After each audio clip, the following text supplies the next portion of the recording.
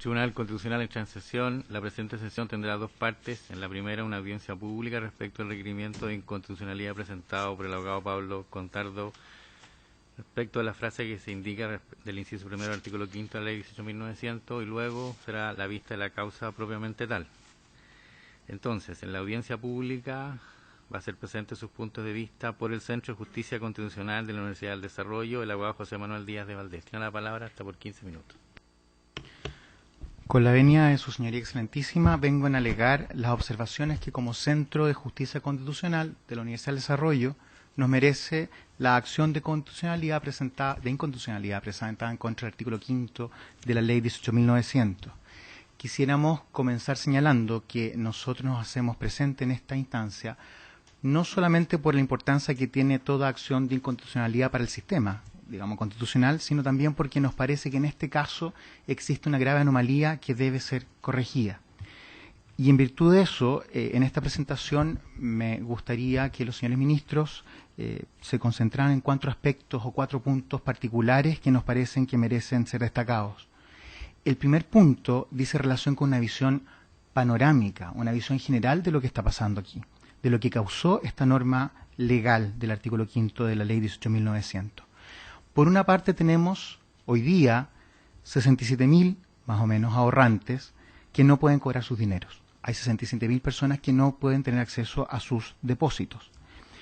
Además de eso, estas personas han intentado durante años todo tipo de acciones jurisdiccionales para, ¿cierto?, lograr recuperar sus dineros. Han interpuesto juicios de hacienda, recursos de protección, casación, etcétera, nunca con un resultado efectivo.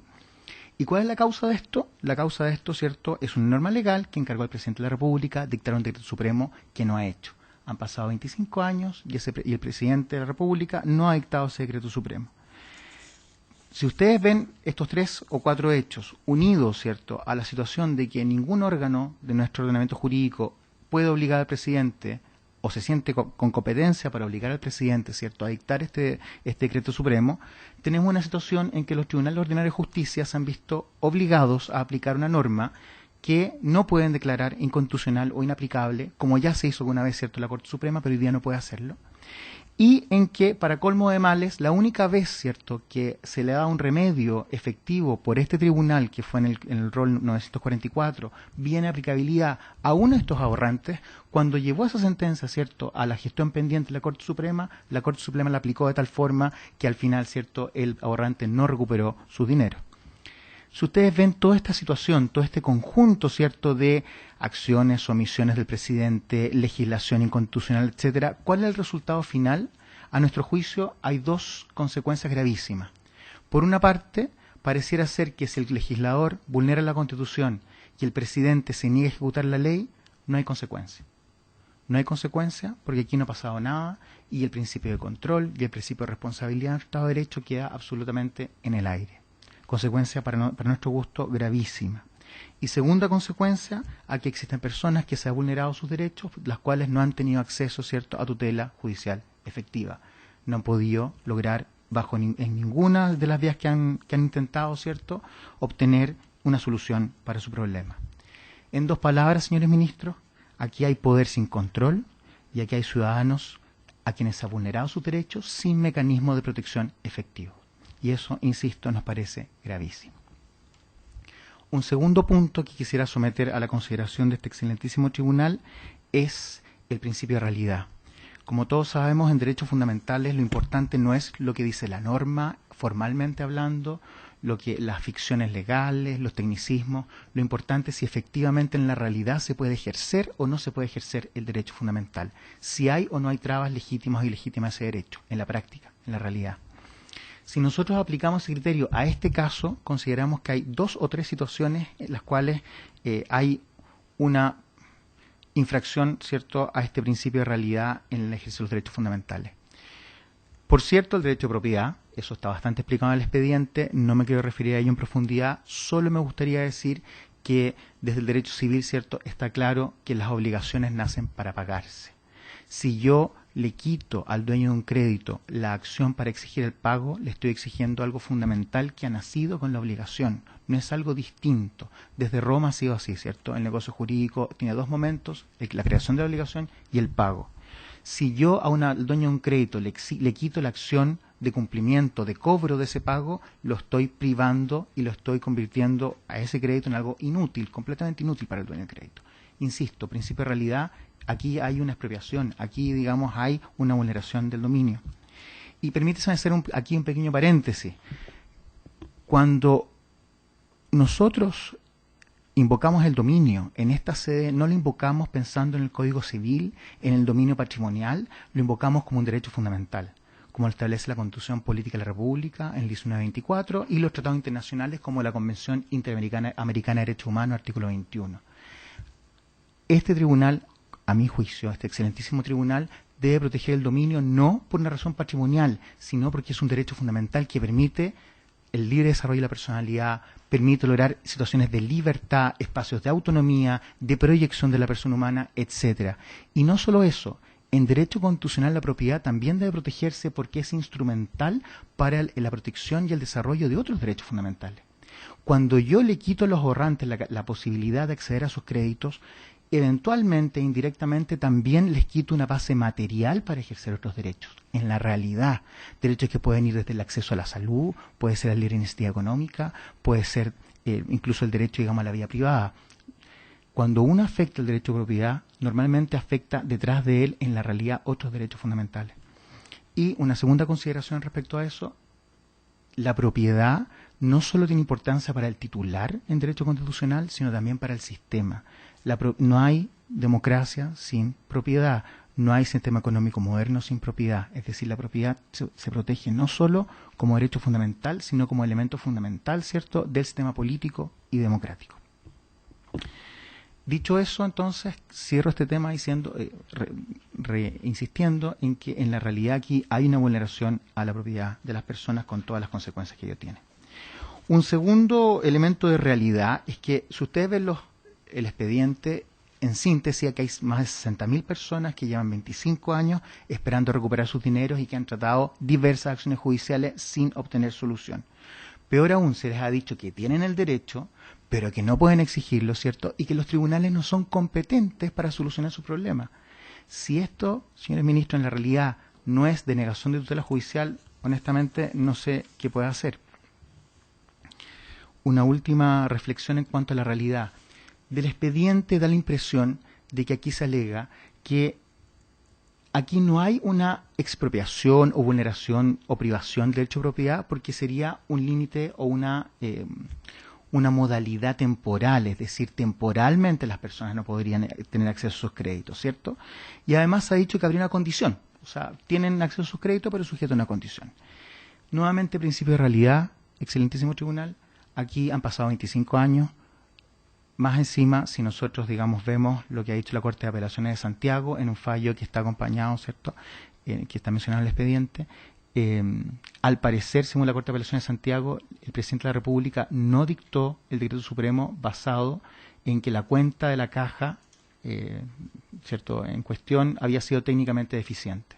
Si eso es cierto, la verdad es que estos 25 años se pueden convertir en 50 años, en 100 o en 200 años, porque si hace 25 años la caja no fue capaz de dar una cuenta técnicamente satisfactoria, ustedes comprenderán que a 25 años es mucho más difícil. Entonces, pasados 25 años y con tan pocas posibilidades de que realmente se cumpla con la condición, esta condición, señores ministros, está fallida. Esta situación es permanente. Aquí hay una privación que no es temporal, sino que es definitiva. Una última consideración en cuanto a la realidad. No debe confundirse principio de realidad en derechos fundamentales con el realismo que, a juicio nuestro, impregna de alguna forma los argumentos del Consejo de Defensa del Estado en el sentido de que esto podría ser casi una hecatombe financiera para el Estado y que por realismo entonces habría que renunciar a cobrar estos dineros. La verdad es que no hay información oficial acerca del monto, no lo sabemos, pero lo que sí tenemos es que la Cámara de Diputados, ¿cierto?, en su informe, cuando aprobó su acuerdo 672, invocó un informe de la Tesorería General de la República en que sí se da una cifra que puede servirnos como idea, digamos, de lo que estamos hablando, y esa cifra es de 870.970 unidades de fomento. 870.970. Más o menos, señores ministros, 32 millones de dólares, para poner los números más pequeños. no es una cifra, a mi juicio, que sea abrumadora para las arcas fiscales. No es una cifra tan desconsiderada, digamos, que ponga en riesgo la economía nacional. Y además, si permiten un último acápite en esto, es errado suponer que si ustedes, el excelentísimo tribunal, acepta la acción de inconstitucionalidad, el día de mañana todos estos créditos van a ser exigibles en forma completa por todos los ahorrantes. En nuestro derecho de regla general es que quien alega una obligación la tiene que probar. Mañana, pasado, si ustedes acogen esta acción de inconstitucionalidad, todos los ahorrantes deberán ir, digamos, a la administración, a la justicia para probar sus créditos y para exigirlo, uno a uno. Por tanto, aquí tampoco, insisto, hay un desembolso que sea inmediato, absoluto y general. Un tercer punto que quisiera someter a la consideración del tribunal dice relación con la naturaleza de la acción de inconstitucionalidad y su relación con la inaplicabilidad. Ha habido mucha discusión en nuestra jurisprudencia y doctrina respecto de cómo se relacionan estas dos acciones, ¿cierto? Y en particular respecto al elemento de control concreto que podría tener la acción de inconstitucionalidad, de inaplicabilidad, perdón, y cómo ello la distingue de la acción de inconstitucionalidad, ¿cierto? Entonces, uno podría tener fallos de inaplicabilidad distintos a fallos de inconstitucionalidad en teoría, porque uno se referiría a elementos concretos y el otro se referiría solamente a elementos abstractos. Pues bien, me parece que en este caso esa discusión no es relevante, porque si uno estudia el recurso de inaplicabilidad, la sentencia que sirvió de base a esta inconstitucionalidad, que es el rol 944, uno se da cuenta que las reflexiones del tribunal fueron abstractas, no fueron concretas. Ahí no hay argumentos de que tomen el caso en particular y hagan de ello algo relevante para la decisión del tribunal. Entonces, todos los argumentos del tribunal, las reflexiones relevantes, son igualmente aplicables a cualquier situación en que se aplique el artículo 5. Por tanto, a mi juicio y al juicio del centro, sería extraño desde el punto de vista de la coherencia de la jurisprudencia del Tribunal Constitucional, jurisprudencia que nosotros estudiamos asiduamente durante todos los años, digamos, que hemos tenido el Tribunal Constitucional desde 1900, bajo la Constitución de 1980, sería muy extraño, ¿cierto?, que los mismos argumentos que sirven al tribunal para declarar la inaplicabilidad no se tomen en cuenta para la inconstitucionalidad, sabiendo que ambos son abstractos y extrapolables. Quisiera también hacer, hacer hincapié en que ese fallo de inaplicabilidad fue unánime, es decir, había un gran consenso de respecto por qué este artículo 5 causa en su versión actual daño a la Constitución. Y una segunda reflexión en torno a esta naturaleza de la acción de inconstitucionalidad es que expresarle al excelentísimo tribunal que esta acción soluciona el problema real de las personas involucradas. Si el excelentísimo tribunal acoge la acción de inconstitucionalidad, la acoge, ¿cierto?, y declara inconstitucional y expulsa esa parte del artículo 5 del ordenamiento jurídico, las personas dejan de estar en indefensión y los tribunales dejan de estar atados de manos para efectivamente darle protección adecuada. Ya no existiría un manto de legalidad, ¿cierto?, que permita proteger los actos administrativos que se rehúsan, ¿cierto?, a reconocer o a conceder el pago a estas personas. Y los tribunales de justicia, insisto, dejarían de estar atados de manos en cuanto a tener que aplicar una norma que, dicho sea de paso, en ciertas ocasiones a ellos mismos les ha causado tal rechazo que han intentado buscar soluciones intermedias, como es el caso de la Corte de Apelaciones de Santiago y algunos juzgados de primera instancia que se han atrevido a buscar alguna solución frente a esta denegación de justicia.